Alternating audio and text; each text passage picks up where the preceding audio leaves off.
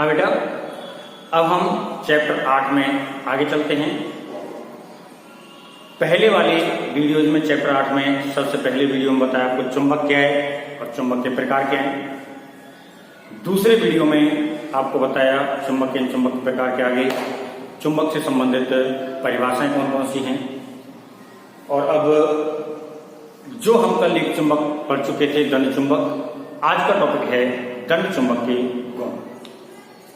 उससे पहले कह दो फिर से वीडियो को लाइक वगैरह तो कर दिया करो। लाइक होता है ना वो बटन सा अंगूठा सा होता है, ऐसे उसको दबा दिया करो और चैनल को सब्सक्राइब करो ज्यादा से ज्यादा, जिससे कि अपने काम आए। अब पॉइंट ये है दंड चुंबक के गुण क्या है। कौन सा टॉपिक बेटा? दंड चुंबक के गुण।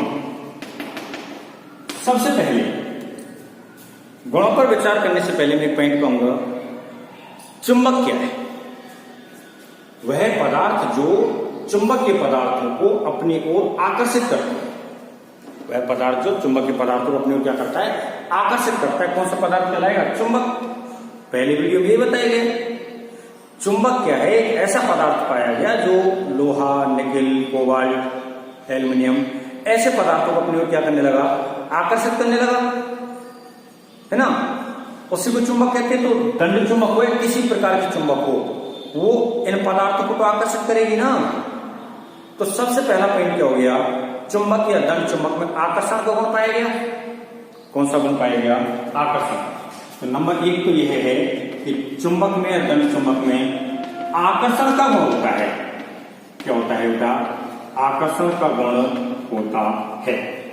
कोई भी चुंबक ले लें, चाहे हम एक सामान्य चुंबक लें, चाहे हम एक दंड चुंबक लें, उस चुंबक के अंदर आकर्षण का गुण तो हमेशा उपस्थित रहेगा। ठीक है, पहला पॉइंट ये है।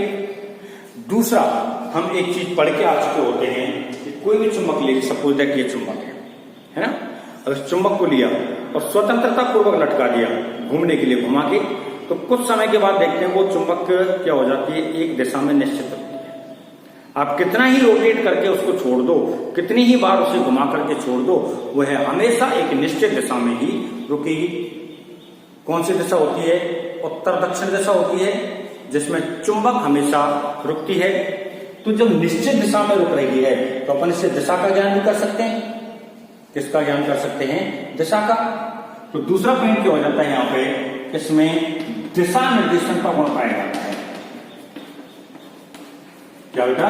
दिशा निर्देशन का गुण पाया जाता है या दिशा निर्देशन का गुण होता है। दूसरा पॉइंट हो गया, जो चुंबक है ना, वो चुंबक निश्चित है। स्वतंत्रता पूर्वक लटका के छोड़ दो घूमने के लिए, तो उत्तर और दक्षिण दिशा में ही रुकेगी। जैसे चुंबक है, सपोज दैट हाथ यहां से यहां तक का मैंने ऐसे घुमा के छोड़ा तो घूमता रहेगा ऐसे ऐसे ना, और लास्ट में जाके ये हो गया उत्तर दक्षिण दिशा, तो फिक्स है हमेशा उत्तर दक्षिण दिशा में ही रुकेगा। 2 पॉइंट हो गए। तीसरा अपना पॉइंट आता है कि जो चुंबक है, दंड चुंबक, वह एक छड़ के रूप में होती है ना। जैसे सपोज दैट ये मैं दंड चुंबक बना रहा हूं, ये इसका उत्तरी ध्रुव है और ये इसका कौन सा ध्रुव है? दक्षिण ध्रुव। तो भैया इस चुंबक में छड़ में किनारे कितने होते हैं? 2। तो ध्रुव कितने हो गए? 2। अब कभी भी छड़ चुंबक को ले लो, कभी भी छड़ को ले लो, हमेशा उसमें 2 किनारे रहेंगे रहेंगे, हमेशा 2 किनारे रहेंगे ही रहेंगे। तो इसका तात्पर्य दोनों ध्रुव हमेशा रहेंगे ही रहेंगे, दोनों ध्रुव हमेशा उपस्थित रहते हैं। अब इसको क्या कह सकता हूं? तीसरा पॉइंट बना के यहाँ पे चुंबक या दंड चुंबक में चुंबकीय ध्रुव, ये क्या कहलाते हैं बेटा? चुंबकीय ध्रुव कहलाते हैं। कल आपको इनके बारे में बता चुका हूं वीडियो में, पहले वाले वीडियो में। तो चुंबकीय ध्रुव हमेशा युग्म के रूप में या जोड़े के रूप में पाए जाते हैं। चुंबकीय ध्रुव हमेशा किसके रूप में पाए जाते हैं? युग्म या जोड़े के रूप में पाए जाते हैं। कभी भी एकल चुंबकीय ध्रुव का अस्तित्व संभव नहीं होगा। यानी कि आप में कहें केवल कि भाई दक्षिण ध्रुव उपस्थित हो जाए तो भी संभव नहीं है, और उत्तरी ध्रुव उपस्थित हो जाए तो भी संभव नहीं है। यानी कि जो चुंबकीय ध्रुव है वह हमेशा किसके रूप में प्राप्त होता है? एक युग्म के रूप में प्राप्त होता है। अकेले चुंबकीय ध्रुव का अस्तित्व संभव नहीं होता है। तीसरा पॉइंट, तो ध्रुव जो होते हैं किसके रूप में होते हैं बेटा? युग्म के रूप में, ध्रुव किस रूप में होते हैं बेटा? युग्म के रूप में। चौथा पॉइंट बना सकता हूं, समान ध्रुवों के मध्य एक उत्तरी ध्रुव है, ये जैसे चुंबक है पूरी, है ना, ये दक्षिण ध्रुव है, ये उत्तरी ध्रुव है। दूसरा चुंबक लेके आए इसके पास, ये इसका उत्तरी ध्रुव है, ये दक्षिणी ध्रुव है। तो दोनों पास पास वाले ध्रुव कौन से हो गए? उत्तरी ध्रुव। ये जो दोनों एक दूसरे के पास पास वाले ध्रुव हैं, ये कौन से ध्रुव हैं? उत्तरी ध्रुव है ना, यानी समान ध्रुव है।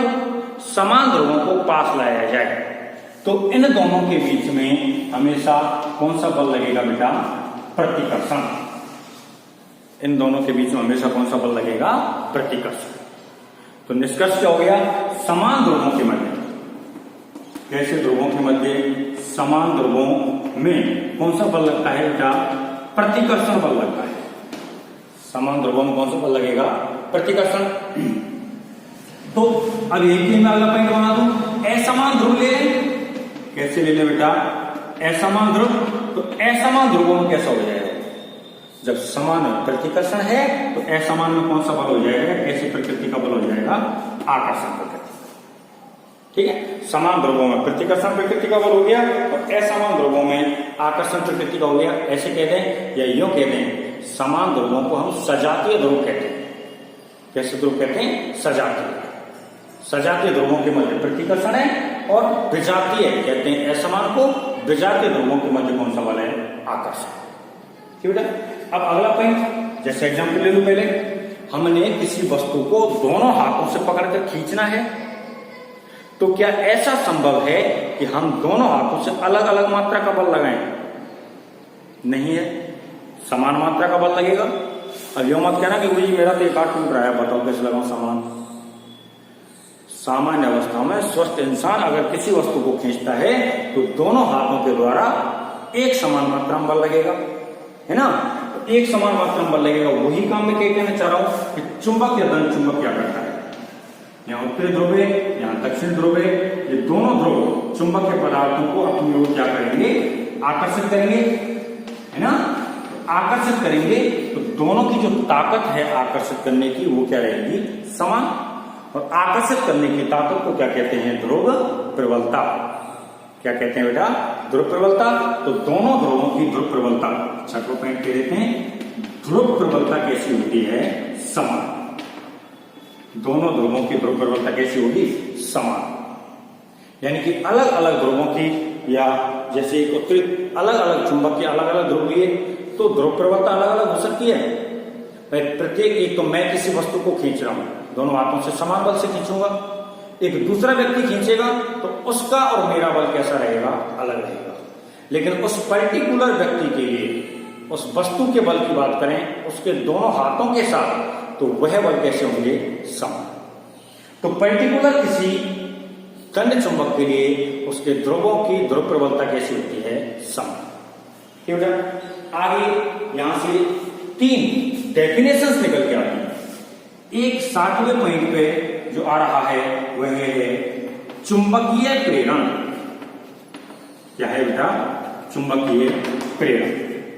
चुंबकीय प्रेरण क्या है? चुंबकीय प्रेरण कैसे? 2 चीज, छोटा सा एग्जाम्पल। मैं बच्चे से या क्लास में बैठा तो 2 तरीके हैं मेरी अभिव्यक्तियों को तुम तक पहुंचाने के, मेरे एक्सप्रेशंस को पहुंचाने के, मेरे मूड को आप तक पहुंचाने के। पहला तरीका तो क्या है? मैं क्लास में आता हूं और आके आपसे कहूंगा, देख बेटा मेरा मूड खराब है, ठीक है, आज आप बातें मत करो, आज आप पढ़ने पर ध्यान दो या एकांत शांति से बैठ के पढ़ लो। इस तरीके से अगर बातें होती, तो इसमें तो क्या हुआ? मैंने बोला, मेरे मुंह से आवाज निकली, आवाज आपके कानों तक पहुंची नहीं, मैंने आपको बताया, मेरे शारीरिक अभिव्यक्तियां जो निकल के गई वो आपके शरीर को स्पर्श की, मैंने बोला, मेरी आवाज आपके कानों पर स्पर्श में आई। यानी इसे कहेंगे संपर्क के द्वारा घटना का आदान प्रदान या सूचना का आदान प्रदान। एक दूसरा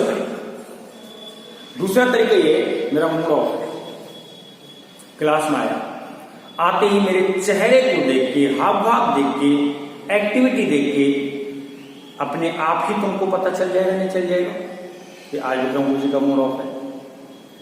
चल जाएगा। मैंने किसी को बोला नहीं, मैंने किसी को बताया नहीं, फिर भी तुमको पता चल गया।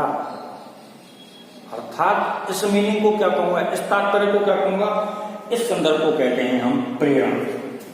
यानी कि तुम केवल मेरे फीलिंग से प्रेरित हुए, जो मेरे मन में विचार आ रहे थे, विकार आ रहे थे, उनसे तुम क्या हुए, प्रेरित हुए, और प्रेरित होकर के ही तुमने अपने आप डिसीजन ले लिया कि विक्रम सराय टेंशन में है। और मान लो खुशी का माहौल हो तो चेहरे से पता चलेगा आज खुश हैं। समझ लो मेरी बात को। तो पॉइंट यही है, क्या पॉइंट अपने पास, कि बिना किसी आदान प्रदान की सूचना के, बिना किसी संपर्क के यदि एक दूसरे के जैसे बन जाए, एक दूसरे के जैसे बन जाए, तो उस घटना को क्या कहते हैं, प्रेरणा।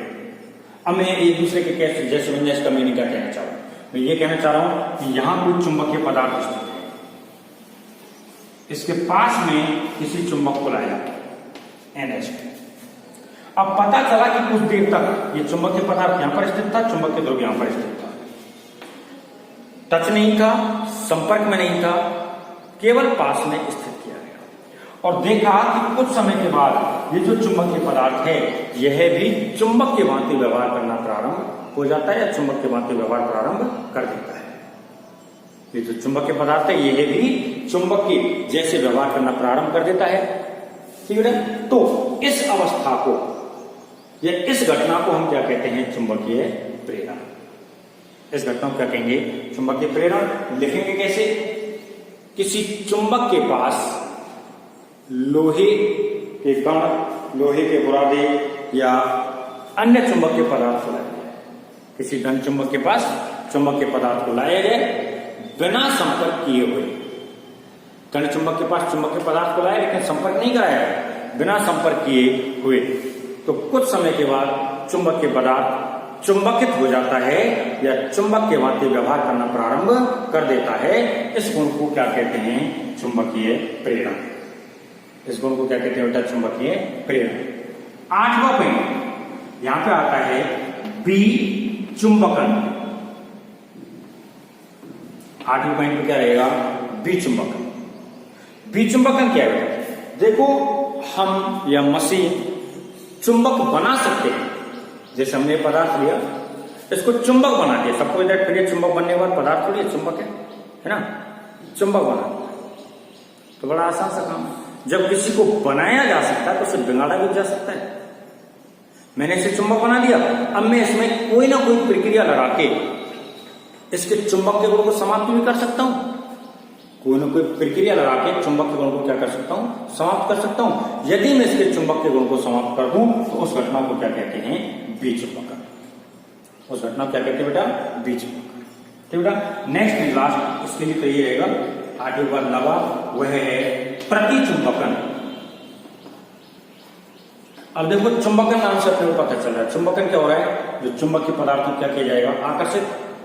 चुंबकन क्या हो रहा है, जो चुंबक के पदार्थ को क्या किया जाएगा, आकर्षित। अब इसमें प्रति लग गया तो प्रति से क्या हो गया, प्रतिकर्षित। तो कुछ पदार्थ इस सृष्टि में, इस दुनिया में ऐसे भी होते हैं जो चुंबकीय क्षेत्र में रखे जाएं तो चुंबकीय क्षेत्र में रखे जाने के बाद चुंबकीय क्षेत्र से प्रतिकर्षित होते हैं।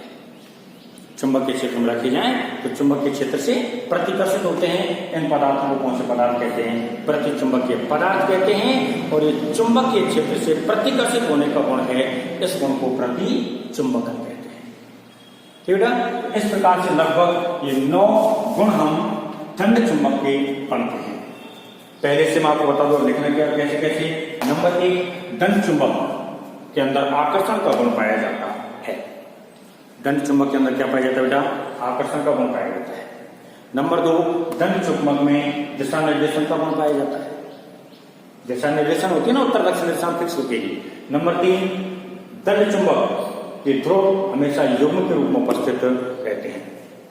युग्म के रूप में उपस्थित रहे, जोड़े के रूप में उपस्थित रहे, अर्थात दंड चुंबक के ध्रुव एकल रूप में अकेले उपस्थित नहीं रहते हैं। नेक्स्ट पॉइंट कह सकते हैं, समान ध्रुवों के मध्य में कौन सा बल लगेगा, प्रतिकर्षण। समान ध्रुवों के मध्य कौन सा बल लगेगा, प्रतिकर्षण। और असमान ध्रुवों के मध्य कौन सा बल लगेगा, आकर्षण। ठीक है, आगे आता अपने पास ध्रुव प्रबलता। तो इसके बारे में बता दिया कि जो हम 2 अलग अलग ध्रुव ले रहे हैं, एक उत्तरी ध्रुव, एक दक्षिणी ध्रुव। दोनों की ध्रुव प्रबलता यानी कि किसी चुंबकीय पदार्थ को खींचने की ताकत, खींचने की क्षमता एक समान होती है। दोनों ध्रुवों की ध्रुव प्रबलता अलग अलग प्राप्त नहीं होती। ठीक है, आगे आता है मेरे पास चुंबकीय प्रेरण, विचुंबकन और प्रतिचुंबकन। इनमें से एक नंबर में एक परिभाषा पूछी, प्रतिचुंबकन को तो आगे भी चुंबकीय प्रेरण, दंड चुंबक के पास में लोहे की छड़ को, कोबाल्ट की छड़ को या किसी चुंबकीय पदार्थ की छड़ को रख दिया जाए और कुछ समय के बाद वह चुंबकीय पदार्थ की छड़ एक चुंबक के भांति व्यवहार करने लग जाए। जो चुंबकीय पदार्थ की छड़ है वो किसके भांति व्यवहार करने लग जाए? चुंबक के भांति। तो इस घटना को क्या कहेंगे? चुंबकीय प्रेरण। विचुंबकन क्या है? जो चुंबक बनाया है ना उसको चुंबक नहीं रहने देना है, उसको सामान्य छड़ बना देना है, उससे क्या कहेंगे? विचुंबकन। अब कैसे लिखना है भाई इसको? कब होती है ये घटना? जब चुंबक को गर्म किया जाता है, ठीक है, चुंबक को तोड़ा जाता है, चुंबक को उठाया, जोर से नीचे तड़ाम से पटक दिया, उठाया, तड़ाम से पटक दिया, उठाया, तड़ाम से पटक दिया, चुंबक को उठाकर पटका जाता है, चुंबक को जमीन में गाड़ दिया जाता है, तो वह कुछ समय के बाद अपने चुंबकत्व गुण को खो देती है। इस घटना को क्या कहते हैं? विचुंबकन। प्रतिचुंबकन नाम से पता चल रहा है। चुंबकन क्या होता है? चुंबक के क्षेत्र में आकर्षित होना। तो प्रतिचुंबकन क्या हो गया? चुंबक के क्षेत्र में प्रतिकर्षण।